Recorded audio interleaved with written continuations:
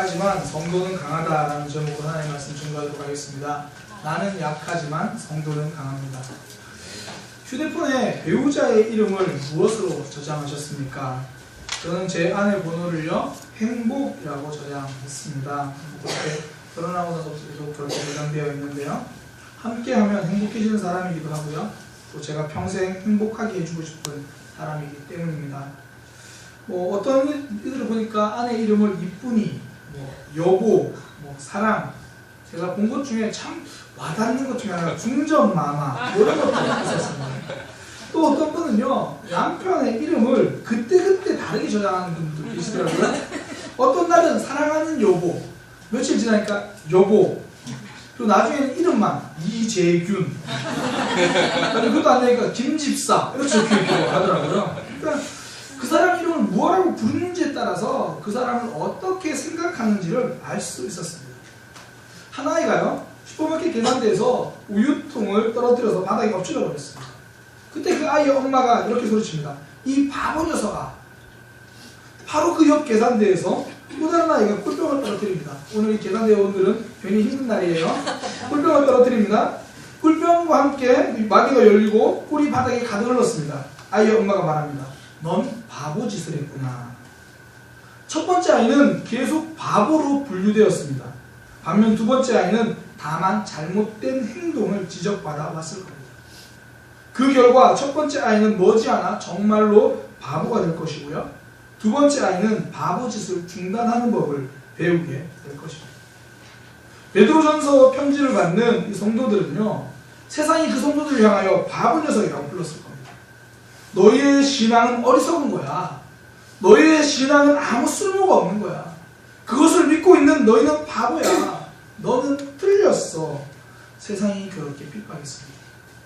계속해서 어려움을 당하고 있었습니다. 우리의 삶에도 이런 경우가 있는 것 같습니다. 세상이 우리를 환경으로 공격합니다. 세상이 우리의 삶을 공격합니다. 때로는 그 공격이 우리의 정체성을 공격하는 것처럼 느껴지는 거예요. 이 문제도 풀 수 없는 사람인가? 나는 이거 극복할 수 없는 사람인가? 계속 찾아오는 갈등과 어려움이 우리에게 이렇게 말하는 것처럼 들려요. 이 바보 녀석아, 넌 이것도 못하냐? 너 또 넘어졌지? 계속 이렇게 소리치는 것처럼 느껴집니다. 세상은 우리를 향하여 바보 녀석아 이렇게 소리칠 때 하나님은 우리에게 이렇게 말씀하십니다. 너는 내가 선택했어. 너는 성도야. 세상이 아무리 우리를 향하여 바보 녀석이라고 불러도 저와 여러분은 하나님이 불러주신 하나님의 사람입니다. 성도입니다. 그래서 저는요, 박명수로 살지 않습니다. 하나님의 자녀로 삽니다. 성도로 삽니다. 제가 힘들고 지칠 때는요, 성도라는 것을 잊고 박명수로 살아갈 때 그때 지치다. 제 힘으로 설교를 준비해야 돼요. 내가 가진 힘으로 목회해야 되고, 박명수가 설교를 준비하고 박명수가 목회하려고 하니까 너무 힘든 거예요. 세상은 박명수의 힘으로 살아가도 될 만큼 그렇게 쉽지 않더라는 겁니다. 그래서 저는 약하지만요, 저는 성도라는 이름을 붙들고 살아갑니다. 하나님의 자녀라는 이름을 붙들고 살아갑니다. 저는 약합니다. 그러나 하나님의 자녀는 강합니다. 나는 약합니다. 그러나 성도는 강합니다. 그래서 베드로는요, 어려움 당한 신자들을 향하여 이렇게 말하는 거예요. 너희는 택하신 족속이다. 왕같은 제사장이다. 거룩한 나라다. 하나님의 소유다. 여러 가지로 설명하거든요. 전부 각자 귀한 의미가 있어요. 그러나 저는 이 모든 것을 한 단어로 설명한다면 이렇게 표현하고 싶습니다. 너는 내가 선택했다. 하나님이 우리를 선택하셨다라고 이야기를 하는 겁니다. 직장 생활을 하는데 자꾸 옆 사람이 나를 힘들게 합니다. 행동으로, 관계로 그 힘들게 하는 게 꼭 나를 향해 이렇게 말하는 것처럼 들리지 않나요? 이 바보 녀석아. 그때 하나님 이렇게 말씀하십니다. 내가 너를 선택했다. 때로는 질병이 우리를 향해 이렇게 소리칩니다. 바보 녀석아, 너는 이제 끝났어. 그때 하나님은 말씀하십니다. 내가 너를 선택했어. 심지어 가정에서도요, 너무 힘들고 지쳐서 가족조차도 나에게 이렇게 말하는 것처럼 들릴 때가 있잖아요. 바보 녀석아, 아무도 너를 사랑하지 않아. 그때 하나님 말씀하십니다. 내가 너를 선택했어. 내가 너를 사랑해. 아멘. 힘들고 어려울 때, 지치고 넘어질 때, 일어날 힘이 없어서 그 자리에 주저앉아서 포기하고 싶을 때, 그때 일어나는 비결은요, 내가 너를 선택했다는 하나님의 음성을 듣는 겁니다. 하나님 우리를 선택하셨던 이 말은요, 이 말을 듣는다는 것은 더 이상 다른 말은 듣지 않겠다는 거예요.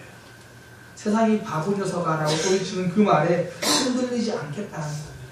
상황에 흔들리지 않겠다는 거예요.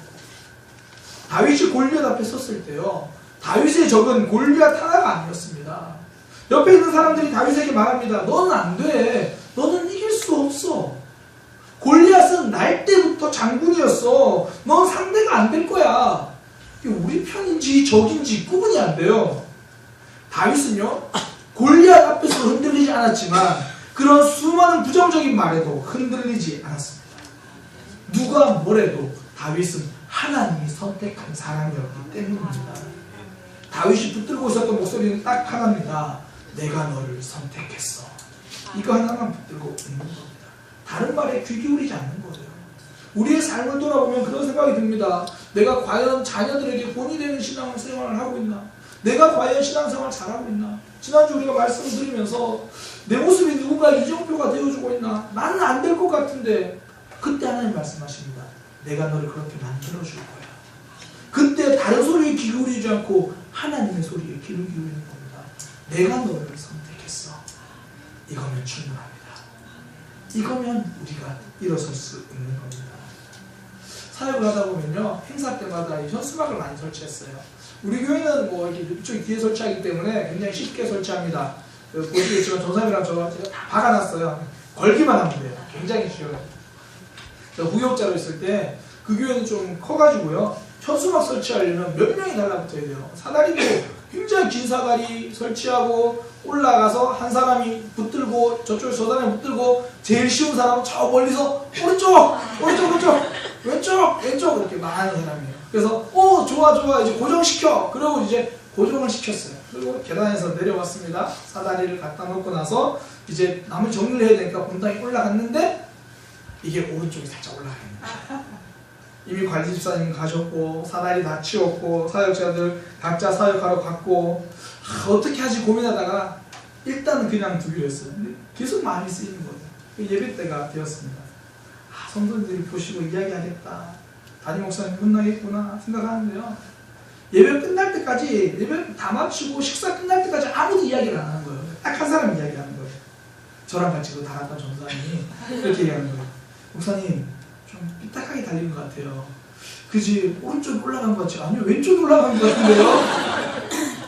거기에 아무도 신경 안 쓰는 거예요. 아무도 모르는 거예요. 정작 달았던 우리만 신경 쓰고 있는 거예요. 다른 분들은 현수막의 높이를 보지 않았습니다. 그 안에 있는 아름다운 그림을 봤습니다. 그 안에 있는 글자를 보고 은혜 받고 도전받았습니다. 저는 1cm, 2cm 멀리서 보면 표도 안 나는 작은 것을 보느라 그 안에 있는 아름다운 그림을 못 봤습니다.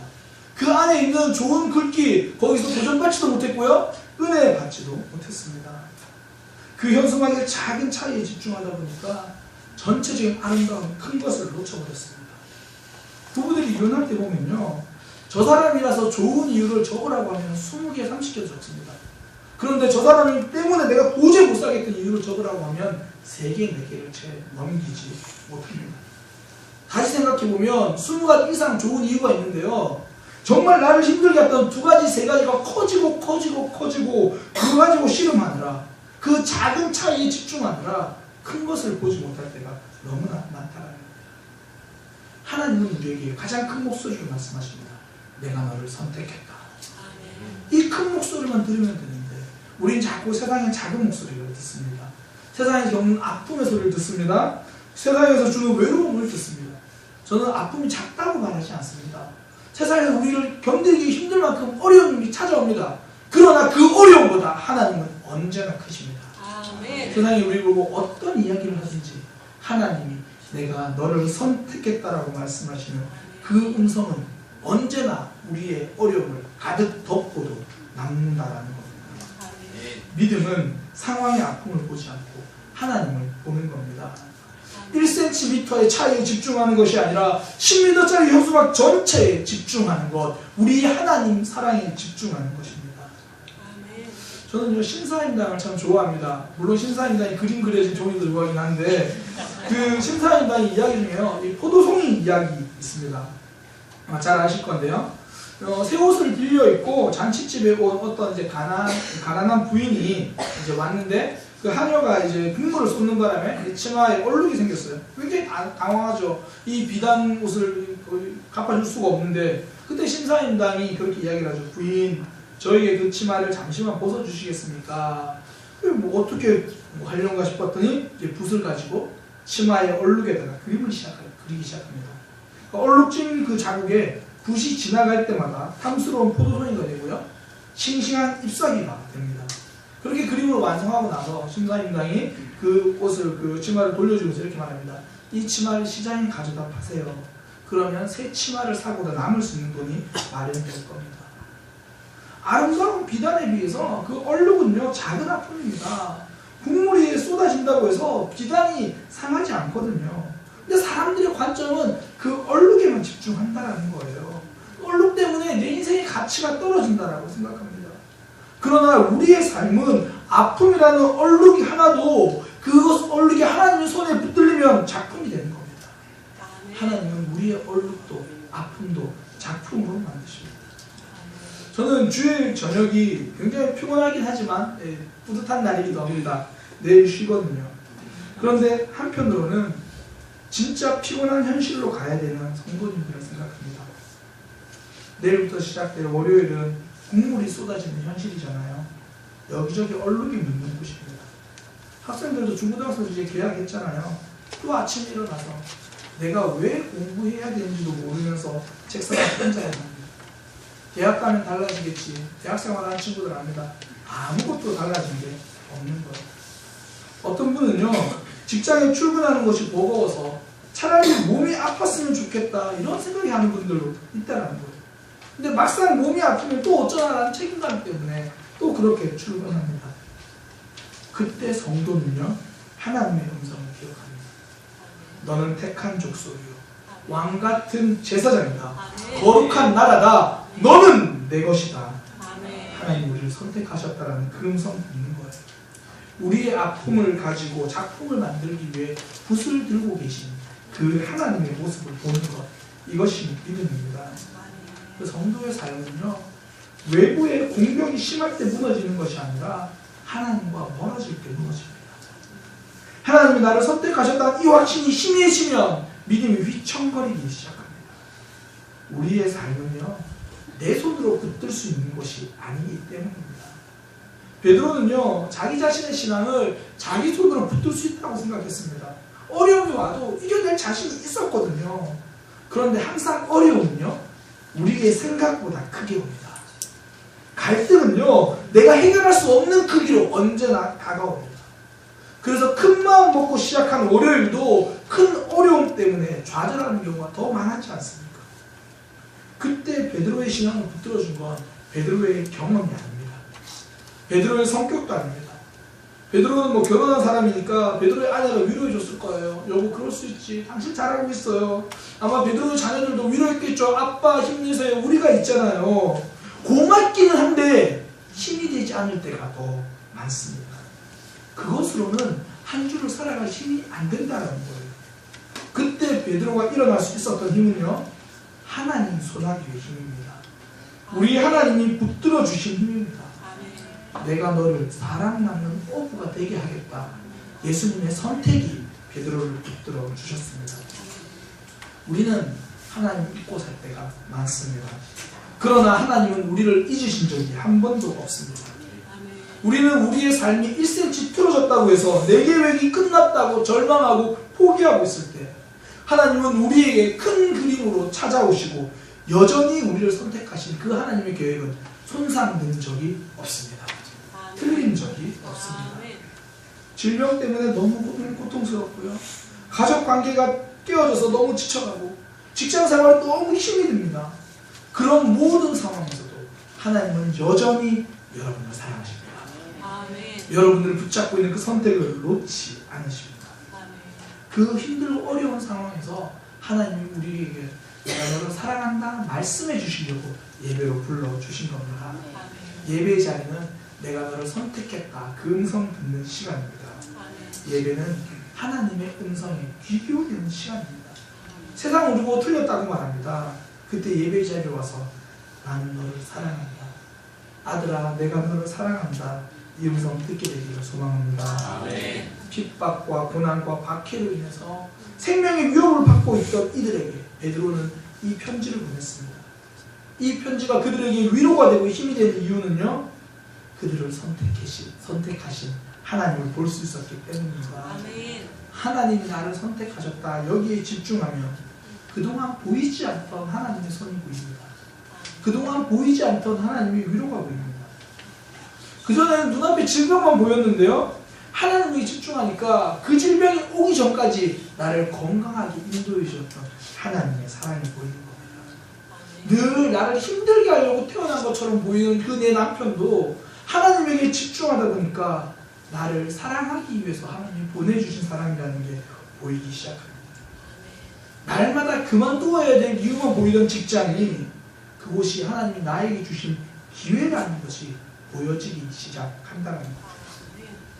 철학자 쇼펜하우어는 이렇게 말합니다. 인간은 고통을 느끼지만 고통이 없는 시간은 못 느낍니다. 두려움을 느끼지만 평화는 못 느낍니다. 갈증이나 욕망은 느끼지만 그것이 이루어지고 나면 금세 잊어버립니다. 마치 갈증을 허겁지겁 물 한 잔으로 채우고 나서 남은 물을 버리는 것처럼 사람들은 내가 힘들다는 것은 알지만 그동안 평온했다는 것은 놓쳐버린다 그렇게 이야기를 합니다. 하나님은 우리를 선택하시고 붙들어 주시면서 지금까지 도와주셨습니다. 지금까지 이끌어 주셨습니다. 나는 지금까지 갈등 속에만 사는 줄 알았는데 알고 보니 그 갈등의 현장이요, 하나님이 주신 기회인 거예요. 나는 지금까지 아픔 속에서 살아가는 줄 알았는데 많이 아팠다는 것은 그동안 많이 사랑했다는 거예요. 하나님이 그걸 보여주시는 겁니다. 그걸 발견하면 더 이상 도망갈 궁리를 하지 않습니다. 오히려 어떻게 해결할까를 고민하기 시작합니다. 내가 해야 할 일을 찾기 시작합니다. 그래서 9절에 이렇게 말하는 거예요. 너희는 택하신 족속이요 왕같은 제사장들이요 거룩한 나라다. 그의 소유가 된 백성이다. 그래서 너희는 하나님의 아름다운 덕을 선포하는 사람이 될 것이다. 하나님의 영광을 드러내는 사람이 될 것이다. 너는 하나님이 선택했어. 이제 너희는 삶으로 그걸 드러낼 거야. 사명이 생겼습니다. 그 전까지는 내 문제를 고민하던 사람이었는데 하나님이 나를 선택하셨다는 하나님이 나를 선택하셨다는 음성을 들으니까 고민의 사람이 사명의 사람이 되는 겁니다. 해야 할 일이 보입니다. 방향이 정해집니다. 나는 선택받은 사람이다 이걸 알면요, 사명이 가지게 돼요. 원래 내가 누군지를 정체성을 알게 되면 누구나 방향이 정해지는 겁니다. 저희 부부도 가끔 갈등할 때가 있습니다. 근데 갈등이라는 게 묘한 게요, 분명히 갈등은 싫어요. 그런데 막상 갈등이 생기면 또 먼저 풀고 싶지는 않아요. 갈등이 싫은데 괜히 내가 좀 잘못하지 않은 것 같고 상대방 잘못이 더 큰 것 같고 그래서 갈등을 잘 안 풀어요. 저도 사실은 그럼 혼자 삐져가지고요 꿍에 있을 때가 많아요. 저는 굉장히 오랫동안 꿍에 있습니다. 14분 동안 꿍에 있습니다. 제가 그 이상을 잘 넘겨본 적이 없는 것 같아요. 그냥 대화를 합니다. 대화는 이유가 하나입니다. 남편이니까요. 상대방은 제 아내니까요. 평생 사랑하면서 살 사람인데 굳이 이길 필요도 없고 졌다고 해서 자존심 상할 필요도 없고 내가 저 사람 남편이다라는 정체성 생각하니까 사랑이라는 방향성이 딱 보이는 거죠. 내가 해야 할 일이 그냥 보이는 거예요. 사모님 너무 크게 하시면 안 돼요. 지금은 10,000명이 넘게 모이는 대형교회 목사님 이야기입니다. 그 목사님이 처음 개척하셨을 때 목사님과 사모님 두 분 개척하셨는데요. 한동안 성도들이 아무도 안 오는 거예요. 그렇게 좀 있다가 이제 성도가 5명이 됐어요. 5명이 함은 목사님과 사모님과 이제 3명이 새로 온 거예요. 그래서 5명이 됐는데 이제 그 목사님이 그 중에 한 분은 다른 교회 신앙생활 하시다가 집이 이사하면서 이제 그쪽에 오시게 돼서 이제 다닌 거예요. 그래서 이 집사님에게는 내가 가정 신방을 가야겠다. 그러고는 무작정 신방을 가셨대요. 그래서 신방을 딱 갔더니 그분이 하시는 말씀이 목사님 저 이제 다른 교회 가려고 합니다. 그런 이야기가 나는 거예요. 그러니까 원래 이사 오자마자 이사 오기 전부터 교회를 다 알아봤대요. 그래서 갈 교회를 정해놨는데 혹시나 싶어서 이제 교회 몇 군데 다니다가 그 교회 예배 드렸다가 한 달 넘게 그냥 예배를 드린 거예요. 그래서 안 되겠다. 초심을 잃지 말아야지. 그 교회 가야겠다라고 정하고 있는데 딱 마침 목사님이 오신 거예요. 그래서 목사님 이제 다른 교회 가겠습니다. 신방하러 가셨다가 오히려 교회 떠나겠다는 이야기를 들은 거예요. 목사님이 그때 본인도 모르게 이렇게 말씀하셨대요. 아니 우리 교회 지금 성도가 몇 명인데 지금 3명밖에 없는데 집사님 어디 갑니까? 다음 주부터 집사님이 교회 재정 맡으세요. 재정 집사님이십니다. 그러고 나서 그냥 기도하고 나와버렸대요. 이제 한 주간 마음이 힘든 거예요. 주일이 됐습니다.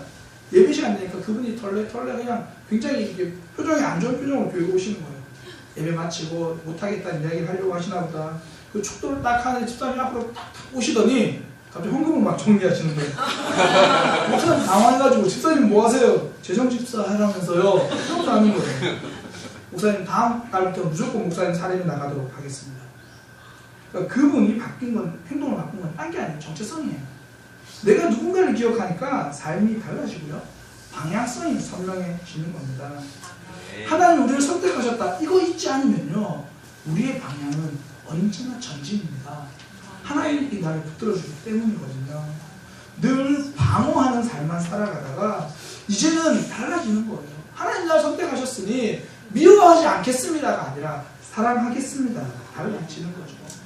가정이 늘 갈등을 해결해야 될 기도 제목처럼 보였는데 그 가정이 사랑을 실천해야 될 장소로 보이는 겁니다. 이제 방어가 아니라 전진이죠. 하나님 나를 선택하셨다는 생각을 들으니 선택하셨다는 마음을 가지니까 달라지는 겁니다. 달라지는 겁니다. 1970년대 가장 좀 유명한 가수라고 하는데요. 혹시 이름을 들어보셨는지 모르겠어요. 나훈아라고. 1970년대 그 나훈아가 굉장히 유명한 가수라고 합니다. 제가 그때 태어나지 않아가지고. 근데 나훈아가요, 그 가수가 되기 전까지 특별히 연습한 적이 없대요. 그냥 친구 따라 음악학원 놀러 갔다가 그때 노래를 불렀는데 그 당시 오아시스 레코드 사장님이 발탁해버린 겁니다. 야, 너 가수하자. 그러니까 흔히 남들이 말하는 통과 의례처럼 뭐 피눈물 나는 노력, 뭐 고생 이런 거 없이 가수가 된 거예요. 근데 정작 나훈아는 가수가 된 이후에는 그 누구보다 노력하고 연습을 했대요. 최근까지도 이제 공연이 있을 때는 같이 연주하는 연주자들이 초중급이 될 때까지 연습하고 또 연습한대요. 사실 뭐 그런 거 있잖아요. 스타가 되면 대충 세팅해놓고 한 1시간 전 30분 전에 와가지고 노래 몇 곡 부르고 그냥 가는 그런 요즘 스타들과 달랐다는 거예요. 그 당시에도 계속 연습벌레라는 걸 알기 때문에 인터뷰하면서 왜 그렇게 연습을 하냐고 물었을 때 하는 말이 난 평범한 사람이었지만 이제는 프로입니다. 나는 내 노래를 듣는 사람을 감동시켜야 하는 의무가 있습니다. 그러자면 연습밖에 없습니다. 나는 가수다. 가수는 노래 듣는 사람을 감동시키는 사람이다. 이렇게 정체성을 가지니까요. 삶의 방향이 정해지는 거예요. 연습합니다. 그냥 1시간 때우는 노래로 사는 것이 아니라 사랑을 연습하고 지금까지 상처 안 받겠다고 살아가는 것이 아니라 이제 사랑하겠다고 살아가는 겁니다. 안 미워하게 해달라고 갈등을 풀어달라고 기도하는 게 아니라 내가 무조건 사랑하겠습니다라고 기도하는 전진하는 삶을 살아가는 겁니다. 바울은요, 예수님을 핍박하고 박해하던 사람입니다. 그 바울이 예수님을 만나고 이제 박해하지 않는 사람으로 달라진 게 아닙니다. 핍박하지 않는 사람으로 달라진 것이 아닙니다. 전도하는 사람으로 달라졌습니다. 사명의 방향으로 살았습니다. 신앙은요, 흘러가기가 아니라 헤엄치기입니다. 버티기가 아니라 전진함입니다. 내 힘으로는 버티기가 힘듭니다. 또 한 주간 직장생활 하는 거 내 힘으로 버틸 힘이 없습니다. 그때 우리가 들어야 될 음성, 내가 너를 선택했다는 겁니다. 나는 약합니다. 하나님이 선택하신 성도는 강합니다. 그때 우리는 전진하는 겁니다. 이전에는 어떻게 갈등하지 않을까, 어떻게 문제를 풀어갈까 생각하는 아픔의 장소였는데 이제는 어떻게 사랑할까, 어떻게 감동 줄까 사명의 자리로 바뀌는 겁니다. 하나님이 우리를 선택하셨기 때문입니다. 그렇게 우리가 아픔의 자리를 사명의 자리로 가면요, 하나님이 우리 편이라는 걸 경험합니다. 하나님이 지지해 주시기 때문입니다. 오늘 본문 앞부분 내용은 다 그거예요. 예수님도 고난 받으셨을 때 하나님이 선택하셨다. 그 예수님이 세상을 구원하셨다. 우리에게도 그 이야기를 해주시는 겁니다. 하나님께 선택받은 저와 여러분은 새로운 생명을 가진 사람입니다. 이 생명은 잠시 어둠 속에 숨겨져 있어도요, 반드시 뚫고 나오게 되어 있습니다. 2012년인데요. 러시아 시베리아 콜리마 강둑에서 이 다람쥐 굴이 발견됐어요. 근데 그 땅이 굉장히 얼어있던 땅이거든요. 그 굴에서 식물의 씨앗이 발견됐는데, 흔히 말하는 연대를 측정해 보니까 32,000년 전의 씨앗이에요. 진화론적 관점 이런 걸 다 떠나서도 굉장히 오래된 씨앗임은 분명합니다. 그래서 과학자들이 그 씨앗을 심었습니다. 그랬더니 그 씨앗에서 연두빛 싹이 나더니 스테노필라라는 꽃을 피우더라는 겁니다. 생명이 있는 씨앗은요, 그 오랜 시간이 지나도 꽃을 피웁니다. 마음속에 생명이 있는 성도는요, 어떤 아픔이 있어도 사명으로 갑니다. 어떤 아픔이 있어도 사랑합니다.